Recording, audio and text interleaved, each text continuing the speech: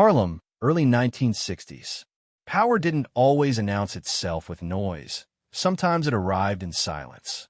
The back room of a social club near 125th Street was thick with cigar smoke and ambition. The kind of place where men spoke in half sentences and still managed to say too much.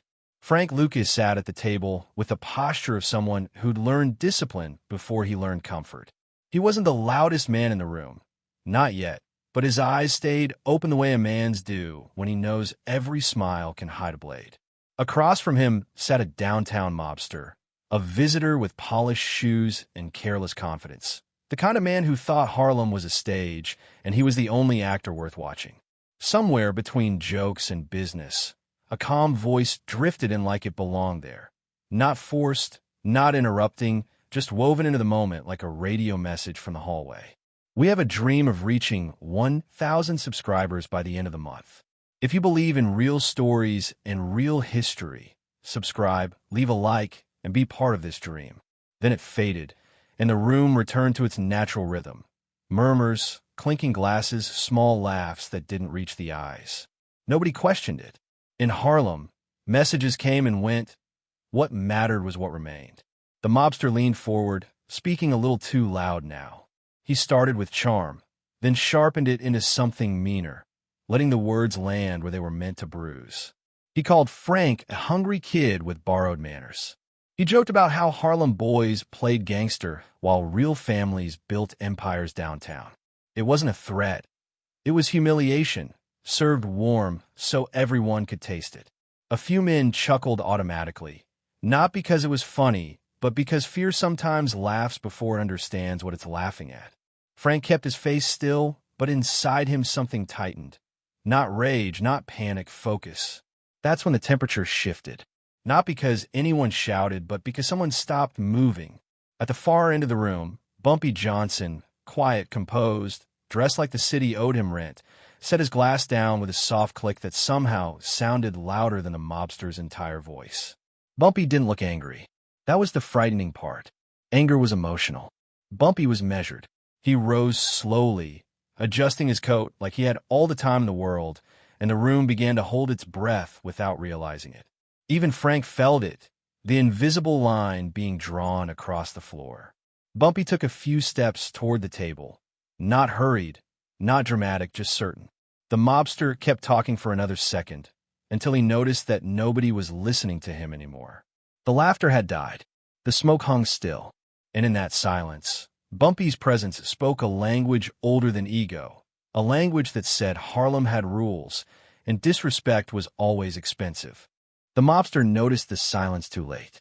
He turned his head slightly, confused, annoyed that the room had stopped orbiting him. "What?" he said, forcing a laugh, try to reclaim the air he'd just lost.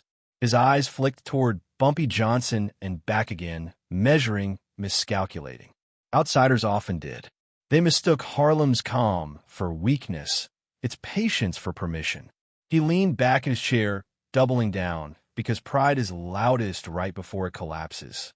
"Relax," he said, waving a hand. "We're all friends here, just talking business." Bumpy didn't answer right away. He stepped behind the mobster's chair, close enough that the man felt the shift in space before he felt fear. Bumpy rested one hand on the back of the chair, casual, almost affectionate, like an uncle steadying a nephew. His voice, when it came, was low and controlled, never rising above the hum of the room. "You're talking too much," he said, not as a warning, as a statement of fact. The mobster's smile tightened. He tried to turn, but Bumpy's hand pressed just enough to remind him to stay still. Frank watched everything without moving. He didn't look at the mobster. He looked at Bumpy's hands. He understood instinctively that whatever happened next wasn't about him alone. It was about lines that couldn't be crossed without consequence. The mobster swallowed and tried again, softer now, throwing respect around like a late bribe. "No offense meant," he said quickly. "Just joking. You know how it is." His words stacked up clumsily, each one weaker than the last. Bumpy sighed, almost bored, and reached into his coat pocket. The motion was slow enough for everyone to see, deliberate enough to stop every thought in the room. When the razor appeared, thin and clean, It caught the low light like a whisper of steel. Bumpy didn't raise it. He didn't threaten. He simply let it rest against the side of the mobster's neck, cool and undeniable. The man froze, breath shallow, eyes wide. The humiliation he tried to sell now sat heavy in his own chest. Bumpy leaned in just enough to be heard by him alone. "Around here," he said calmly, "you don't get to decide who matters."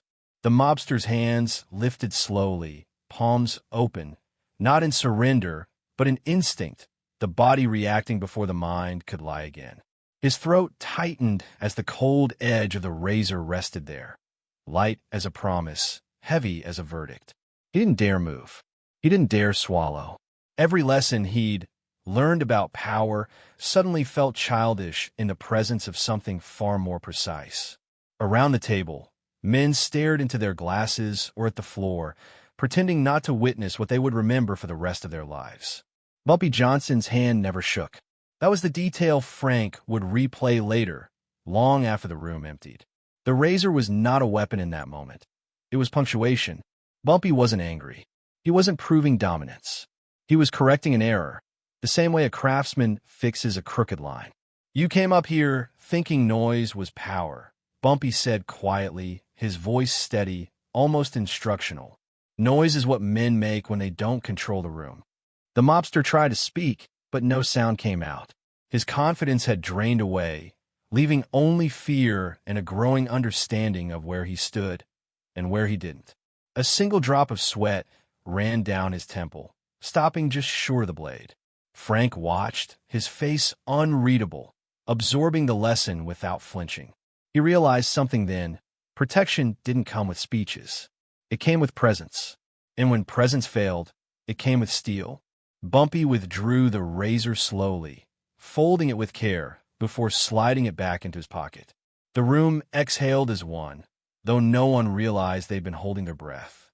Bumpy leaned closer to the mobster's ear one last time. "You embarrassed yourself," he said softly. "Don't confuse my patience for mercy." He stepped back, straightened his coat, and returned to his seat as if nothing had happened. The mobster remained frozen for a moment longer, a man relearning how to breathe, while Harlem silently took note of who had just been taught how silence truly worked. The mobster stood up too fast, his chair scraping loudly against the floor, the sound slicing through the room like an apology that came too late. He forced a laugh that didn't belong to him anymore, nodded stiffly in Bumpy's direction, then at Frank, as if acknowledgement could erase what had just been carved into his pride. No one responded. Respect wasn't something you asked for after you lost it. He reached for his coat with hands that still trembled, muttered something about catching a train back downtown, and left his drink untouched on the table. A small, silent admission of defeat.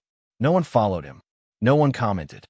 In Harlem, the loudest moments were handled quietly, and this one was already finished.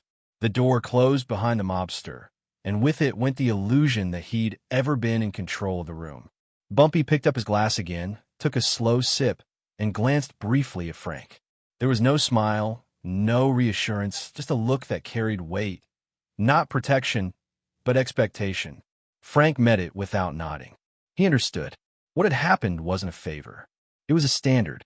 Word moved through Harlem faster than traffic ever could. By morning, men who hadn't been in the room knew every detail that mattered.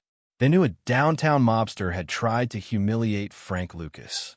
They knew Bumpy Johnson had answered with a razor and silence. And they knew the blade hadn't needed to draw blood to cut deep. Phones rang differently that day. Meetings shifted tone. Doors that once opened halfway, now open all the way. Frank walked the streets with the same calm he always had, but the city looked different to him now. He had seen how power corrected disrespect without chaos, how reputation was defended without speeches or gunfire. Bumpy had shown him the line, not with words, but with restraint. Harlem had spoken, and it had spoken clearly. You could challenge ambition, you could test business, but humiliation came at a price. And that price was always collected, sooner or later.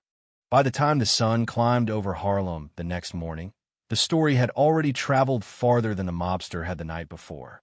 It moved through back rooms, barbershops, numbers houses, and late-morning phone calls made in careful tones.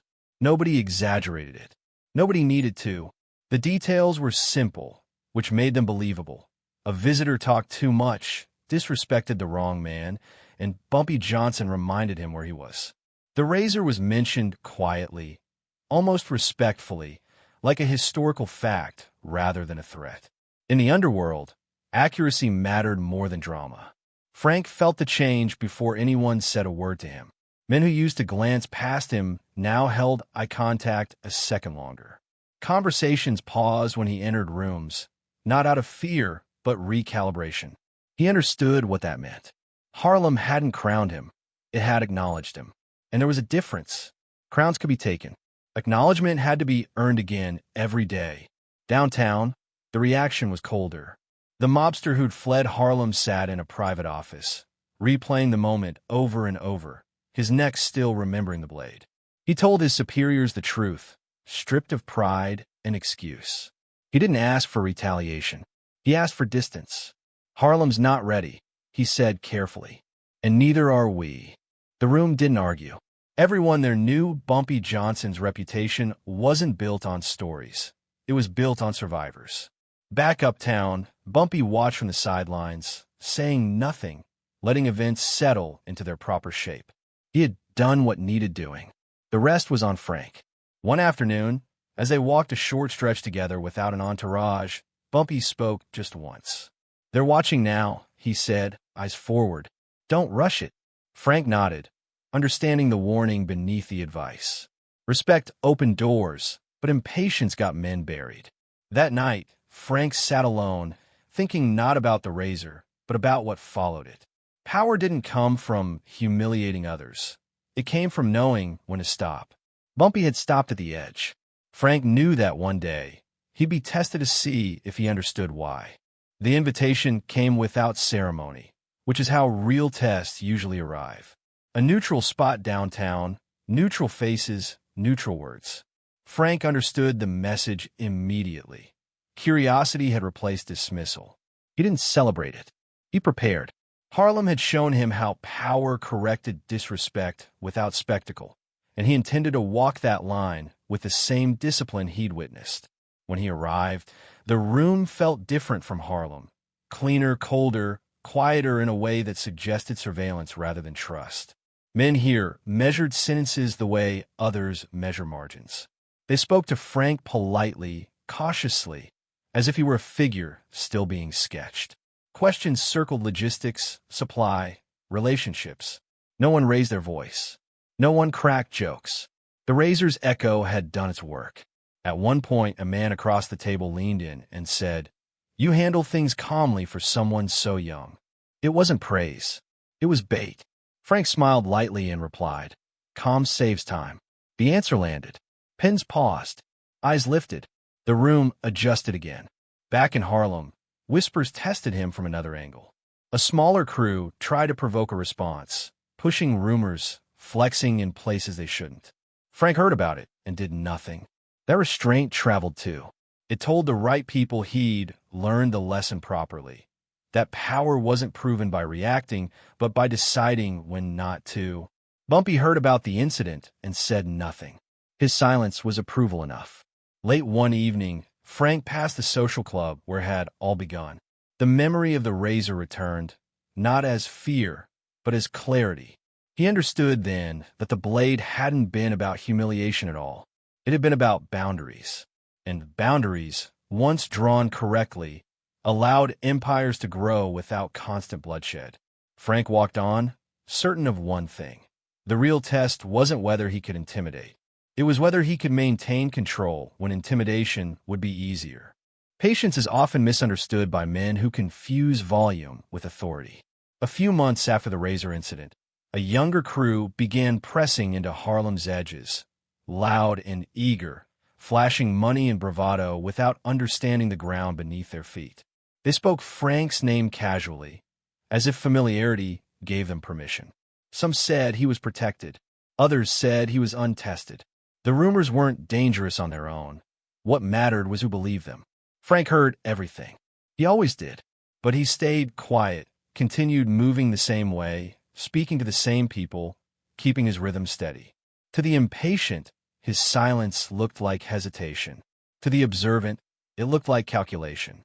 Bumpy watched from afar, letting the city do what it always did, reveal who understood the rules and who thought they could rewrite them without consequence.